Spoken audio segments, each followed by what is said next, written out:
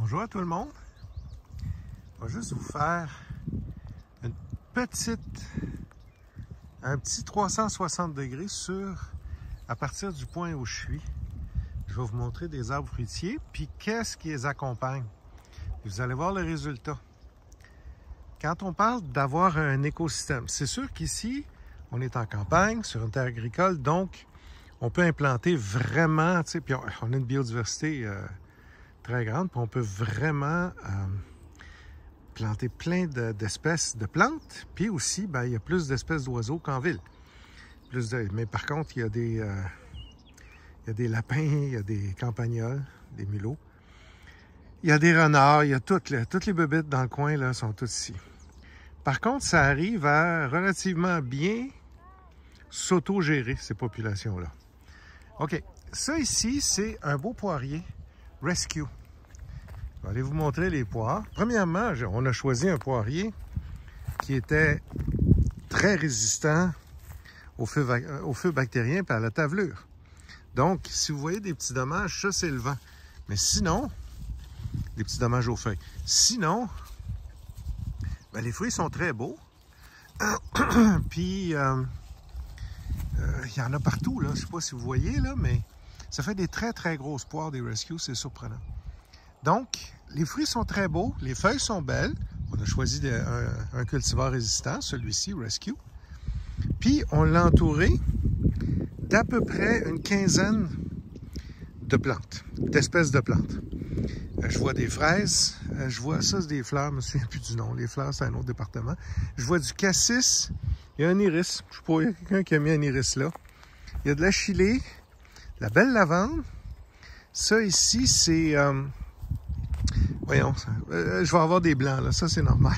C'est le céleri vivace, machin. C'est pas du céleri, là, c'est ça. Bon, vous allez tout me dire le nom tout à l'heure. Il y a des lupins. Encore des fraises en sous-bois. Il y a de la ciboulette ici. Fait que vous voyez que... Ah, je vois un petit peu d'origan grec. Voyez-vous, tout l'espace est occupé, puis ça doit faire... Ça fait longtemps qu'on n'a pas désherbé. On parle d'années, là. Peut-être 2-3 ans qu'on n'a pas désherbé ici. Donc, c'est... Ça s'entretient... Ah, il y a des... des encolis, là aussi. Juste parce que ça fait beau, des encolis. Donc, si vous remarquez, tout ce beau monde-là coexiste bien ensemble. Ça, c'est le cassis qui va être prêt bientôt. Puis, au centre de cette guilde, de cette association de plantes-là, il y a un beau poirier, Rescue, qu'on a planté il y a à peine... On l'a planté en 2020, puis là, on est en fin juin 2024. Là.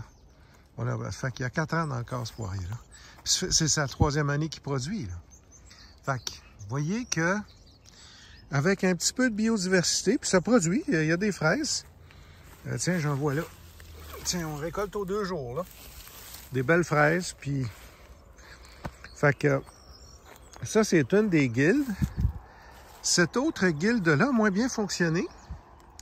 Parce que les fraisiers, c'est un autre cultivar de fraisiers. Puis là, tu sais, les fraises, après 2-3 ans, ça tombe malade. Ceux-là, ils ont très bien ils ont très bien répondu à l'invitation d'être malades, ils sont morts.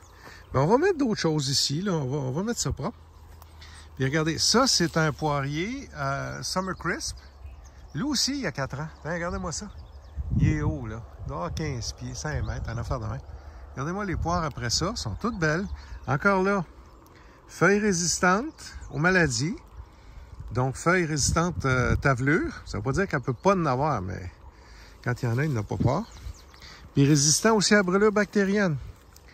On veut pas avoir à recommencer, là. Donc, si vous regardez, là, des fruits, il y en a partout. Tu sais, c'est pas une question de oui, il y en a. Ah, il y a un petit quelque chose, là. C'est peut-être un peu drôle. Pas grave. Mais sinon, là, regardez-moi ça, il y a des fruits partout. Puis en bas, d'autres choses, du lupin. Il y a un cornouiller stolonifère qui s'est invité là. Des oignons égyptiens. De la chilée. Black Eyed Susan. Des rudbeckies. On dirait qu'il y a une vigne. Ça, c'est une vigne des rivages qui a décidé de s'installer là. Mais on va l'enlever parce que le raisin, mettons, il est bien moyen. Fait que, une petite biodiversité, ça a fait ça. Là, j'ai des cerisiers SK. Ça, demandez-moi pas c'est quoi. doit être une fleur ou quelque chose qui a poussé là-dessus. Ça, c'est une noiseraie. Par contre, ici, on arrive, une autre guilde. Celle-là a été plantée en 21. C'est un beau pommier qu'il y a dans le centre. On a protégé quelques fruits, mais pas tant, pas toutes. Curieusement, ils sont encore beaux. Pas crachés en l'air, là. Ça peut arriver n'importe quand Carpeau. Voyez-vous, il y a un charançon qui est allé là, mais ça, la pomme va être bonne. Charançon de la prune, mais quand il fait ça, c'est une pomme, ça ne dérange pas grand-chose. Ici, il y a un petit quelque chose aussi qui est passé, mais sinon, les fruits sont beaux. On en a séché quelques-uns. Les fruits sont beaux. Il y a des oignons égyptiens, de la chilée. Ça, c'est du thym citronné. Faut que je vous montre ça. Ça n'a pas d'allure. Ça, c'est de l'origan grec. D'autres oignons égyptiens. Ça pousse partout chez nous. Je sais pas c'est quoi, mais ça a l'air à bien pousser. C'est heureux. Et regardez-moi la grosseur.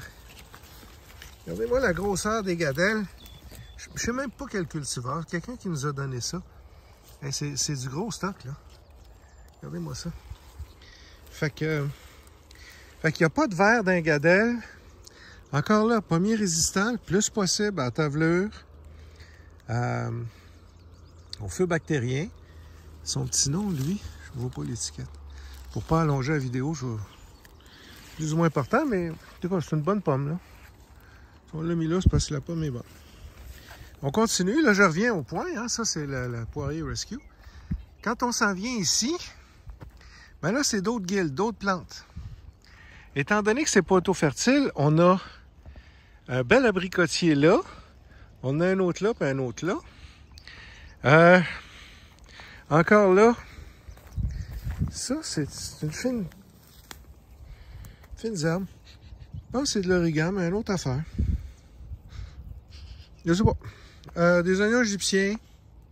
Je pense qu'il reste une coupe de gousses d'ail qu'on avait oublié de ramasser. Des lupins, ça fait beau. Prunus des sables, Prunus BCI. La sclépiade, ça a un droit acquis ici. On la laisse pousser, même si c'est un peu envahissant. Pas grave. Voyez-vous, oui, c'est pas parfait, là. On voit plein de pissenlits. Mais éventuellement, ça va se remplir un petit peu comme c'est rempli là. On va mettre des plantes couvre-sol doucement, on va lui donner de l'amour. Puis cette portion-là du jardin va être aussi très productive puis occupée. Ici, comme vous pouvez voir, ça c'est un autre cultivar de gadelle. Il n'y a pas de verre dedans. Je ne sais pas si vous entendez, il y a infini oiseaux dans le coin. Des fleurs, je sais pas c'est quoi. On a d'autres affaires. Ça, c'est du laitron. Quand on y pense, on l'enlève. Il y a des iris. Il y a un avion. Ah, c'est un bimoteur. Ah, c'est un hydravion, on pense. C'est pour ça qu'il fait du mouvement. Fait que, voyez-vous, je sais que c'est dur à faire dans une cour d'une résidence privée, c'est sûr. Mais il y a moyen de rendre ça beau, il y a moyen de rajouter plus de plantes de façon à ce qu'il y ait un équilibre qui s'établisse. Voyez-vous, ici, puis je vais faire une série là-dessus, une série de vidéos. Ici, dans la nature, plus on rajoute de variables, c'est-à-dire d'espèces de plantes, plus on va attirer d'espèces d'animaux, plus ils vont avoir tendance à s'équilibrer. C'est le contraire dans la maison chez vous. Dans la maison chez vous, là, vous voulez pas... vous voulez vraiment qu'on ait aussi un animal, un chien ou un chat, vous voudriez bien que ça soit le vôtre, puis vous voulez pas d'autres bébés chez vous, là. Mais ici, on est dehors, puis la nature, elle trouve une façon de s'équilibrer. On n'a pas pris de recette en passant, il n'y a pas de recette, ça. Mais la nature trouve une façon de s'équilibrer. Fait que j'espère que ça vous inspire dans vos designs. Puis, regardez, là, c'est possible. Mais quand je vois un poirier ou un pommier en plein milieu d'un beau gazon traité, là, puis qu'il y a plein de pucerons dedans, ou que... tu sais, ça peut pas marcher, là. Excusez-moi, là. Si ça marche, vous êtes chanceux, là, mais... Je sais pas, les animaux dorment au gaz, là, mais... Tandis qu'ici, ben, le système est résilient. Les feuilles sont correctes. Ça, c'est des feuilles d'abricot. C'est leur couleur normale quand ils sont jeunes, en passant. Quand elles sont plus vieilles, elles sont vertes, puis la tige est rouge comme ça. Il y a des petits dommages, mais c'est le vent, ça. Oui, peut-être qu'il y a un petit bébé qui a passé à un moment donné, mais ça, c'est le vent, ça. C'est pas grave. Si je vois une chenille, voyons donc, regardez le nombre de... regardez le nombre de feuilles qu'il y a là-dedans. Une chenille ne passera pas à travers ça, là. Puis cet arbre-là, il est capable de faire 50 feuilles pendant qu'une chenille il en mange une. On n'a pas de problème de chenille ici. Fait que, je parle pas de la livrer en Abitibi cette année, c'est pas ça, là. Oui, des fois, faut intervenir, mais règle générale, on diversifie, puis après ça, on se prend une petite chaise, puis on s'assoit. C'est ce que je vous souhaite en ce beau mois de juin 2024. Merci, au revoir. Tiens, je vais vous laisser avec une belle vue de nos poires Rescue. Tiens. Ça, là, c'est vrai en passant. Une poire, une tarte. Bonne journée tout le monde.